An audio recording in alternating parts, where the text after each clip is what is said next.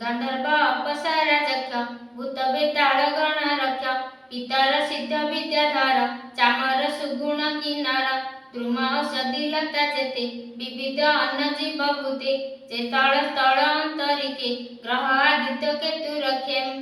अर्थात एठारे ब्रह्मा नारद को कहउछन्दी जे भगवान सुर केवल मनुष्य भितर नाहंती, सभी भितर अणु परिमाणु सुर असुर नाग नर नाग उरग खग पशु मृग गंधर्व अप्सरा यक्ष भूत बेतालगण रक्ष पितर सिद्ध विद्याधर चामर सुगुण किन्नर द्रुम औषधि लता जेते विविध अन्न जीव भूते जे स्थल जल अंतरिके ग्रह आदित्य केतु रखे तार समूहे तेज झड़ी जिमुत प्रकाश से बिजुड़ी से सर्व हेतु तार स्थाने भूत भविष्य वर्तमान।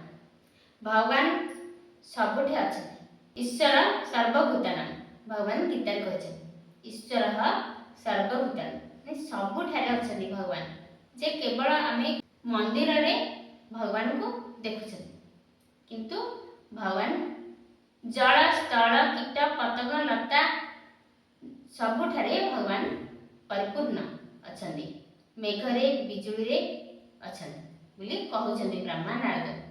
से रूपे विश्व संसारे प्रकाशे जहार शरीरे वितस्ति मात्रे मात्रे रहे एक अनेक जंतु देहे भितरे रहे प्राण तेजे प्रकाशे अंतर वाणिजे अभयामृत महेश्वर अन्न स्वरूपे सरसपुरम ताहार जेमत महिमा एणु से दुरातीय सीमा पादे अशेष भूत बसे अमृतमय जे विकासे त्रिपादे वनिष्ठाने स्थिति पजाश्रमे धर्म चिंती भूत इंद्रिय गुणाश्रय जहार आश्रे मायामय भूत इंद्रिय गुणाश्रय जहार आसे मायामय।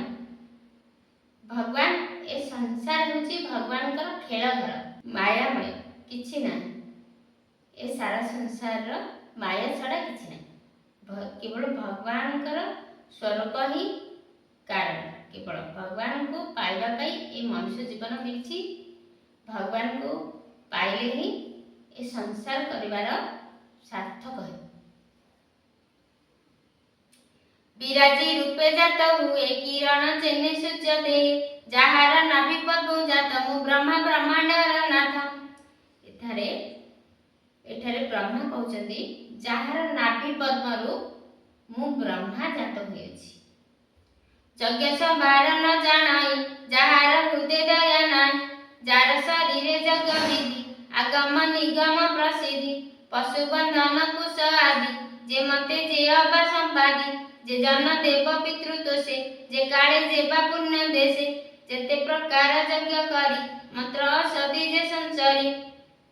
ए गछ लता मान हेले भगवान कर केश आउ ए गछ लता जो जेते सबु काठ आर गछर काठरे भगवान कर यज्ञ आहुति रे लोड़ा पड़े का भाई भगवान को यज्ञ कले यज्ञ रु वृष्टि हुए वृष्टि रु अर्थात चाषी सिना चाष कर दिए किंतु भगवान वर्षा कराई मेघ सृष्टि करछन्ति भगवान चाषी केवल चाष करी बिहन बुणी दिए किंतु आउ सबु भगवान अदृश्य भाव में सब कर जेपरि आमे भोजन करवा देखुचे किंतु हजम करवा किए देखुने हजम करवा काम होची भगवान कर रुकुजे जजु सामतीनी चतुर होता अग्निहेनी से नाम जेबा धारी मंत्रे जेबा दक्षिण जेबा जत्रे देवता अनुक्रमे कल्प जे भावे जे अबास प्रभम। एठारे भगवान ब्रह्मा प्रकृतिर बाह्य रूप को भगवान का शरीर सह तुलना कराए संसार रे हम देखिबा विशाल पहाड़ और पर्वत गुड़िक भगवान अस्थि बा हाड़ सृष्टि होइछि से परि प्रभावित होतिबा समस्त पवित्र नदी गुड़िक भगवान का शरीर शिरा प्रशिरा बा नाड़ी स्वरूप यह दर्शाए जे जल और स्थल मध्य ही प्रभु का स्थिति विद्यमान धर्म मृत्यु और संसार माया चक्र भगवान केवल सृष्टिकर्ता नुहति जे धर्म और विचार मध्य आधार। धर्म भगवान को हृदय में बास करे जहाँ संसार को श्रृंखलित करी रखिଥାଏ। अपर पक्षरे मृत्यु मध्य भगवान एक रूप जहाँ संसार परिवर्तन को सूचाए। मनुष्य जन्म और मृत्युर जो चक्र रे घूरी बुलुछि ता भगवान माया। एही माया अत्यंत जटिल।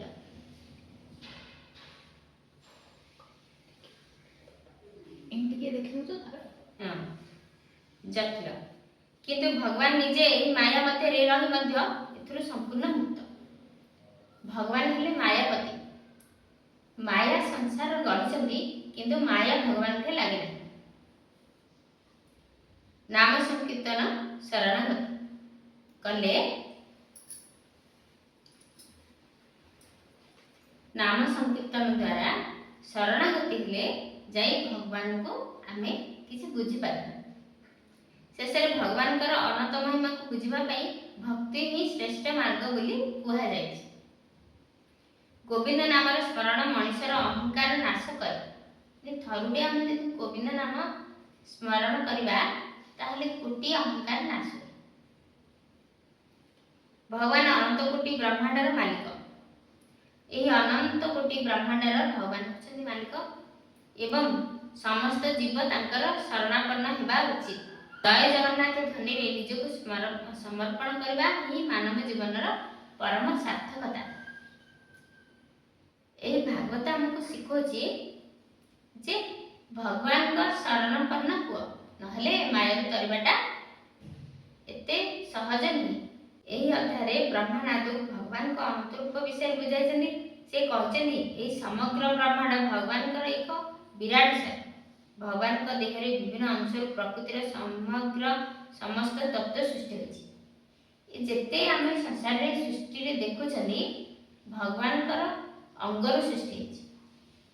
आम सृष्टि होछि गछ लता सब भगवान का अंगर सृष्टि होछि। ए ब्रह्मांड भगवान का ब्रह्मांड को भगवान एक अंश रे धरिछन्ती। अश्विनी कुमार का उत्पत्ति होछि। भगवान का नासिकारू वायु एवं अश्विनी कुमार उत्पत्ति होती। से परि सूर्य होती भगवान का प्रकाशमय चक्षु। सूर्य चंद्र भगवान का चक्षु। दिग गुड़िक कर्ण स्वरूप। जो 10 दिग भगवान का कर्ण। भगवान निजे शब्द और प्रकाशर आधार जहाँ को बिना संसार अंधकारमय। भगवान जेतेबेले ए संसार को संहार करती तो पूरा अंधकार में। भगवान को बिना ए संसार अंधकार। देवता अनुकमे कल्प जे भावे जे अबा संकल्प जे गति यज्ञ जे बा मति जे बा अर्पणे जे बा स्थिति यज्ञ सवारता शरीर लभिली जन्म उपकार आउ विभूति तार अंगे यज्ञ आराधिह विभागे सकल यज्ञ भावे चिंती मो संगे नव प्रजापति जग पुरुष स्थापी कुंडे जे मते विधि कर्म कांडे। अर्थात ए संसार रे जो गछ लता काठ भगवान कर यज्ञ रे नियोजित होता है। पूजिला ताहार चरण जग पुरुष स्थापी कुंडे ताके यज्ञ ताके अन्न कृत कुंड आ विधि सब किछि ताके ही ताके भगवान ही सब किछि। पूजिला ताहार चरण से विधि मंत्र उच्चारण एही प्रकारे सर्व ऋषि पितृदेवता जाने तोषी। यज्ञर महत्व विषय कह जायछि जे यज्ञ केवल एक कर्म कांड नहीं। यह भगवान को संतुष्ट करिवार माध्यम। यज्ञ द्वारा वृष्टि हुए एवं वृष्टि द्वारा पृथ्वी रे शस्य उत्पन्न हुए। चाषी कौन करे चाष करके किंतु वृष्टि करी भगवान कृषि फसल सृष्टि करते शस्य उत्पन्न हुए। यही समग्र प्रक्रिया ही प्राणी जगतर जीवन आधार। भगवान को कृपा बिना प्रकृति रे कौनसी परिवर्तन संभव नुहे। भगवान को कृपा हेले सब किछि संभव किंतु भगवान को कृपा न हेले किछि भी असंभव। एही प्रकारे सर्व ऋषि पितृदेवता जाने तोषी।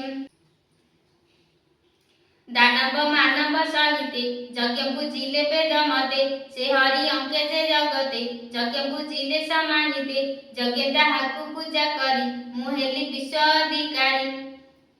ଏଠାରେ ବ୍ରହ୍ମା କହୁଛନ୍ତି ଯଜ୍ଞ ତାହାକୁ ପୂଜା କରି ମୁଁ ହେଲି ବିଶ୍ୱ ଅଧିକାରୀ, ଅର୍ଥାତ ବ୍ରହ୍ମା ସୃଷ୍ଟିକର୍ତ୍ତା ଯଜ୍ଞ ପୂଜା କରି ହୋଇଛନ୍ତି ବୋଲି କହୁଛନ୍ତି।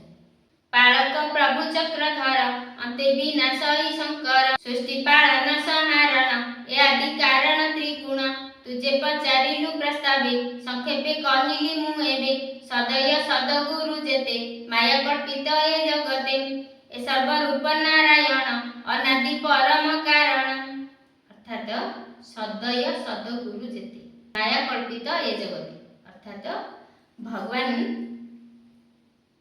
ମାଙ୍କ ଭିତରେ ମମତା ଦେଇଛନ୍ତି, ବାପାଙ୍କ ଭିତରେ ଦୟା ଦେଇଛନ୍ତି, ସଦ୍ଗୁରୁ ଭିତରେ ଜ୍ଞାନ ଦେଇଛନ୍ତି। ସେ ହିଁ ସବୁ କିଛି, ଆଉ ସବୁ ମାୟା, ସବୁ ତାଙ୍କେ ସବୁ ରୂପରେ ଭଗବାନ ହିଁ ଆସିଛନ୍ତି ବୋଲି କହୁଛନ୍ତି ବ୍ରହ୍ମା।